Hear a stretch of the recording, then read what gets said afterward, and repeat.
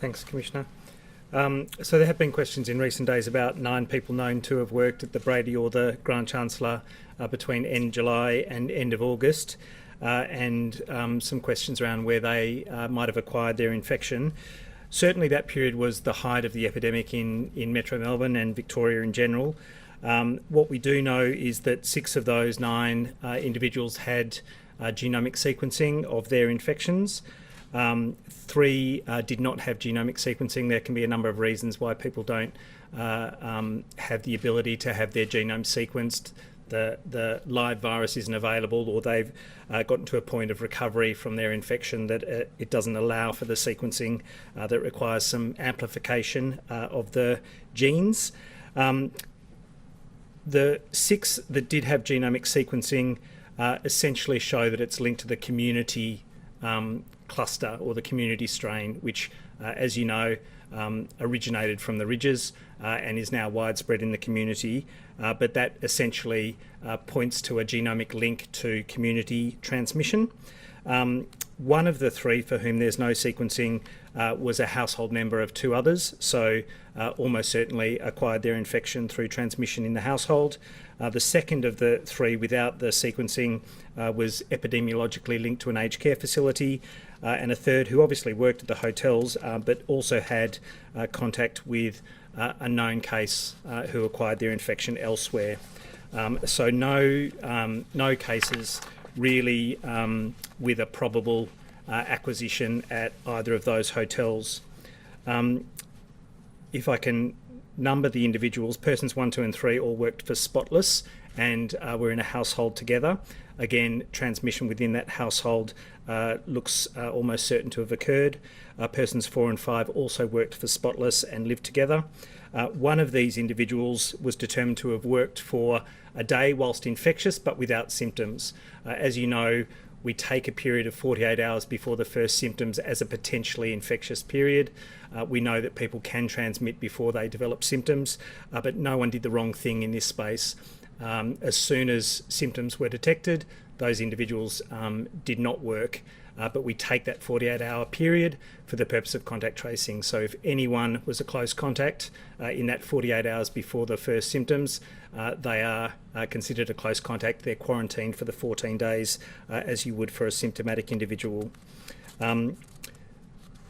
There's a 6th individual who worked for Spotless who's also linked. They did not work while infectious. A 7th person was a VicPol member who did not work while infectious and was linked to a separate outbreak. Person 8 worked in support services, cleaning services, and was again determined to have worked while infectious, but in that 48-hour period before developing symptoms. And the 9th individual was a DHHS staff member, again epidemiologically linked to the work at the hotels, but had contact with a known case elsewhere. And while not definitive, none of this is definitive in terms of genomics or epidemiological linkages, the transmission was thought to be more probable from that known contact. That individual did not work whilst infectious. So really the cases that occurred in these settings were absolutely a reflection of the very substantial community transmission in Melbourne at that time. And in fact, cleaning services are a vulnerable cohort for infection. We saw a number of cleaners who developed infection right through that period. Obviously, they're critical services, not just for the COVID response, but more broadly. And so, you know, it was a challenging period to see a number of cleaning staff infected. But again, it's very gratifying to see the behaviours that meant that people were isolating as soon as they developed symptoms, which really limited the possibility of transmission between workers on these sites or to any other individual.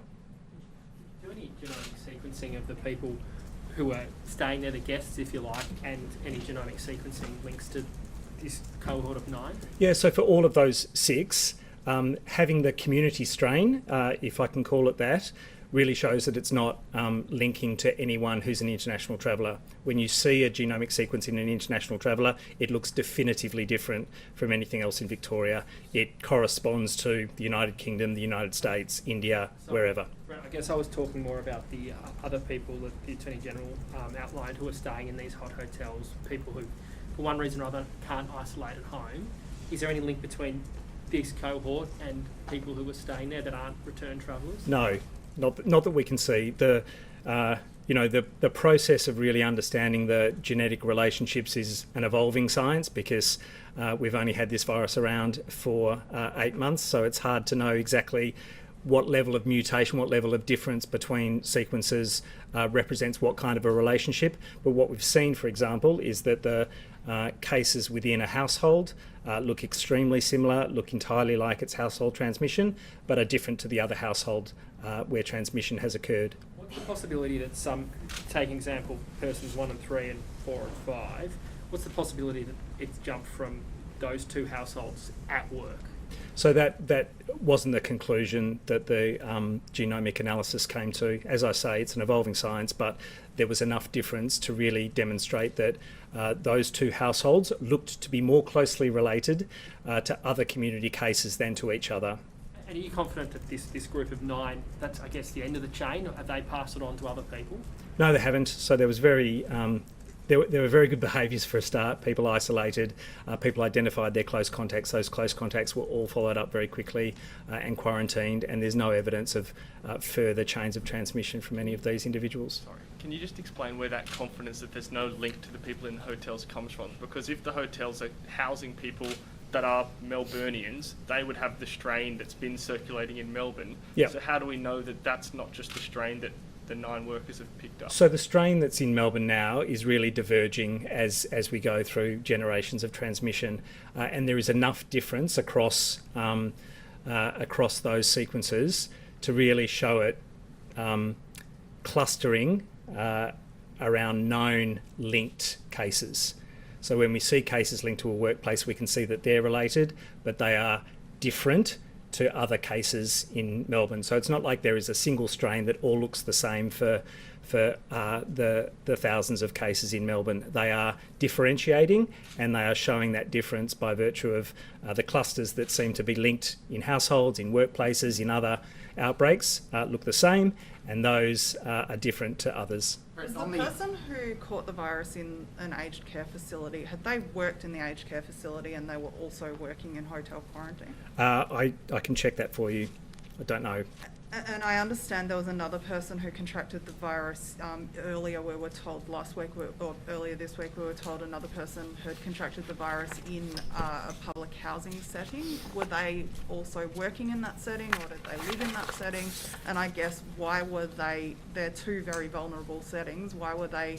Well, 3 really. Why was there sort of movement between aged care and public housing and hotel quarantine? So as I think I explained the other day, authorised officers do need to work across different settings. They take the precautions that are normal, but obviously there was likely... Cleaners, some of these people are cleaners though, not authorised officers. That's right, but a DHS staff member was an authorised officer.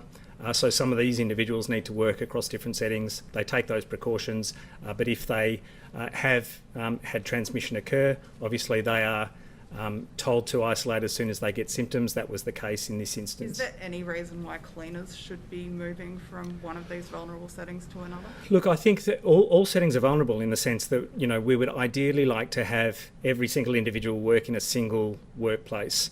Cleaners need to work across multiple workplaces. That is the nature of that industry.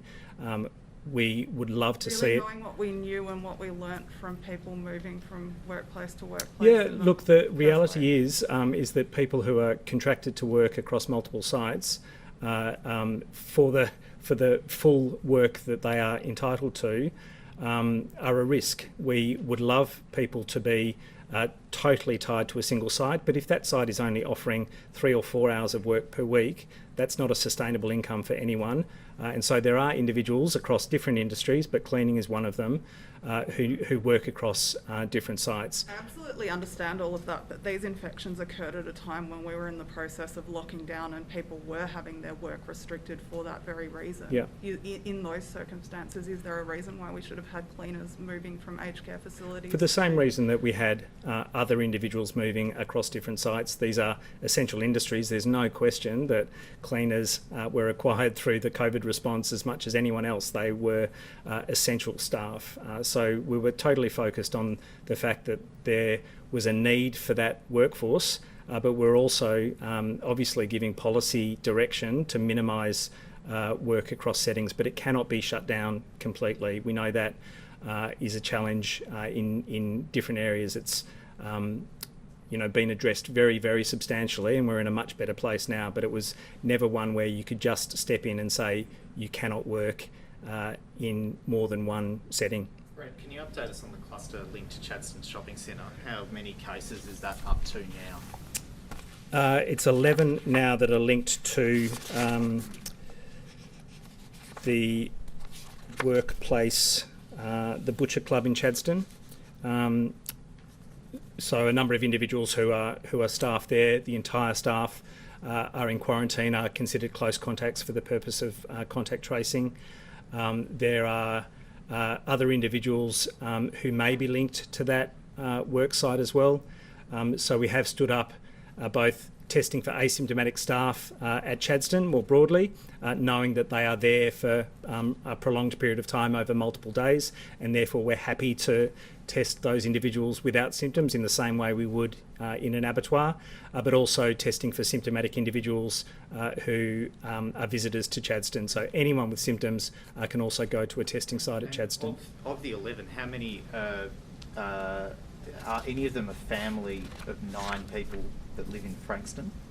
Yes, one is linked to the family in Frankston. One or not, or multiple? One that I'm aware of. Do you know if any of these people that have tested positive to do with the Chadstone outbreak have been moved to hotel quarantine or the accommodation program? They are in supported accommodation, yes. How many? There's the family in Frankston who are in supported accommodation. Right, and is patient 0 in that cluster? Do you know who patient 0 is? No, is we it don't. A cleaner or is it a butcher worker? We don't know. The butcher seems to be, or the setting seems to be a subsequent site of infection or transmission, but who the index case was in this whole cluster is unclear. We're told that it was that one of the cases was a female cleaning contractor at the Chadstone Shopping Centre who knew that she had COVID-19 but went to work anyway. Are you aware of that at all? Well, look, I'm aware of the circumstances. I'm not going to speak to individuals as we would normally, not reveal, potentially identifying details. I was there at Chadstone on Wednesday. That butcher was still trading. Should it have been? So as soon as cases are identified linked to settings, they are shut down, cleaned, and the close contacts are told to quarantine. But I was there Wednesday, and we knew Wednesday that the Butcher Club was linked to a concern there at Chadstone and cases at Chadstone. But I saw it; it was still open, trading. Yeah, so I don't know what the specific details that were known at that time. But when an individual identifies that they've worked at a work setting and that there are contacts in that work setting, that's when it's shut down. Well, I was saying on the news that this butcher had a positive case, or shops in that vicinity. It would have been known at that time. So we, as I say, we close settings down as soon as we're aware that there are cases who are infectious who worked there. Sometimes there are links, but we are not aware that someone is infectious while they're there. So I can go back to the details, but that would be our absolute routine response. Would it surprise you that on Wednesday that shop was still trading there? I would have to look to what was known at that time, specifically in relation to an infectious individual being there. Would you think, ACE in hotel quarantine, would it be smart to have testing of all staff, asymptomatic staff, across our hotel quarantine? Look, I think with enhanced infection prevention and control measures, it's not necessarily going to add value. Those individuals who are in quarantine are getting tested. They're getting tested on day 3 and day 11. That's a really robust additional measure on top of surveillance for symptoms. But the infection prevention and control measures should really prevent the transmission from individuals who are in quarantine to any of those staff. And the strengthening of the program has really designated zones and cohorting for people so that there are those individuals in the hot zone, if you like, who are at a much higher level of personal protective equipment that should absolutely protect them in that closer contact. No harm in doing it though. Not necessarily, but there are potential unintended consequences when you test someone and they get a negative result. They can behave in a way that they think that they couldn't acquire infection or don't have infection. That's not the case. When you're tested for a virus, it means that you haven't developed infection at that point in time. Doesn't mean you haven't been exposed. Doesn't mean you couldn't become positive the following day. Doesn't mean you couldn't become symptomatic the following day. So there are pros and cons to that approach. Is that the same reason you wouldn't recommend asymptomatic testing in our healthcare system? Well, there is asymptomatic testing that goes on for staff in COVID wards.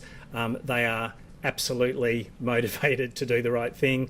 They are never complacent about the development of symptoms, but it can identify them at an earlier point in time, including that 48 hours before they develop symptoms. So it does allow for much faster contact tracing, and their risk of infection is much greater for than the community. Brett, it's going to be 33, I think, in Mildura today, 35 tomorrow.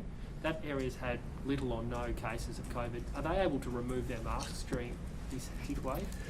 The issue with masks, and I understand that we're down to very few known active cases in regional Victoria. Masks make the difference between a super spreading event and potentially infecting no one at all, or one or two individuals. When you're not wearing a mask, the ability to spread the virus to anyone around you is much, much greater. So that's a setting that we think is really important. Now, we will review it over time. The settings will change as these numbers are driven down, and I'm very confident. We've seen every 10 days we've seen a halving of the number of cases of unknown origin. We've seen a halving of the number of active cases. So it's totally heading in the right direction. The settings should change over time. But right now, the stakes are so high for regional Victoria that if there's a seeding, and there are still people moving into regional Victoria in their hundreds, if not thousands, we need to protect everyone there from the possibility of a cluster that becomes an outbreak, that becomes explosive numbers. That's a really high stakes game. It's just 3 active cases in regional Victoria at the moment. How long would it need to be at 0 for you to say to regional Victorians, you can take your masks off? Look, there are both the reflections on the number of active cases. They're the cases that we know about, but we've got ongoing high-risk workers moving into regional Victoria for essential reasons. They are doing the right thing. We have surveillance obligations for them in terms of the testing program that Jerome spoke to the other day, but the risk of reintroduction is still there. So because of people leaving Melbourne and going into regional correct. Victoria, yeah. People will continue to leave Melbourne, but we're driving the cases down in Melbourne, so the risk profile in Melbourne is changing week on week. So that will change. The settings will change for masks, but at the moment, as I say, it is so important to have 0 cases ongoing in regional Victoria. I'm sure regional Victorians are as fed up with masks as some of us are, but they are absolutely motivated to be COVID-free. Just with the active, sorry, I'll stay with Brett if we could.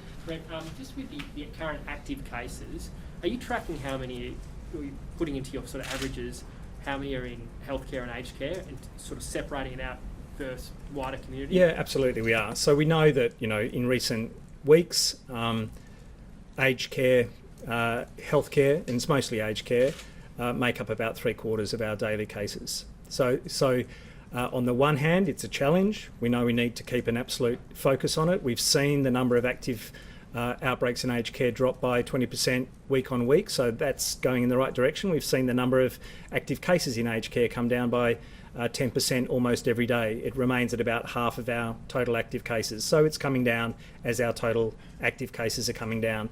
But it's still a challenge, and it still makes up the majority of our cases. So while being of a concern, the reassurance that we have is that our sporadic community cases, those individual cases that we see not linked to those aged care or other outbreaks, are smaller and smaller. They are a small proportion every day. Does that give you flexibility when we, in 2.5 weeks' time, does that give you flexibility to say, okay, well, the average might be 10, but the average outside of these industries, these sectors, is only 3, therefore we can open up? Is that something that you'll take into account? Yeah, maybe not so definitively a conclusion as that, but absolutely. That's what we talk about when we talk about the narrative behind these cases, the story behind these cases. And if we are satisfied that there are outbreaks that are contained, where we know all of the links, or aged care transmission that we are happy is contained and under control, then you can almost set those cases aside in your considerations. So that's true. That said, every aged care facility with active outbreaks has staff who work, family members who also have work in essential industries, and who will have their own contacts. And so we should never be complacent about the possibility of spread that leaves those settings. I've just had a message sent to me from a doctor who's got a patient who's a vulnerable woman in her 80s who was exposed to a relative on Sunday who's part of the Chadstone cluster who tested positive on Tuesday. That doctor called DHHS yesterday to see if this elderly patient could get tested in her home. No one called back until today. There's been a call back to say the woman will be tested tomorrow. Is that timeline really good enough that DHHS isn't sort of calling back until at least 24 hours later? Well, I can look into it. I don't know the circumstances, whether it relates to an asymptomatic individual or a symptomatic individual, but we're following up all cases and close contacts within those nationally agreed timeframes, and we've been hitting the mark for them. A lot of those regional Victorians will be looking at those 3 active cases. Do you know any details about where they are and when they might drop off? I think they're dropping off relatively soon. The most recent genuinely acquired in rural Victoria cases, I think, are linked to the Colac cluster. There are some cases that have been in Mitchellshire, a single case in Mitchellshire, but who developed symptoms in quarantine and therefore really isn't a risk to any community transmission. So we're very close to zero for regional Victoria. Tony, can I please just ask, are you confident? Yesterday or the day before indicated we could be looking at October 18 or 19. What's the modelling saying at the moment? So the modelling hasn't changed. We're still in with a very decent chance of hitting that date in terms of the thresholds we've talked about. As I say, the number of cases of unknown source halving every 10 days. We're at 14 now for the last 14 days. So that would be on track for that 18-19 October date. But we need to meet both of those thresholds. So the daily average of 5 or fewer, again taking Richard's point about exactly who those cases are and whether it relates to a contained outbreak or to particular settings, as well as the mystery cases rolling total. So you'll be looking at that with the new cases too, as well, like healthcare workers and aged care. Yes, we will. Yeah. Premier, can I just ask you a question? Federal budget's on Tuesday. Have you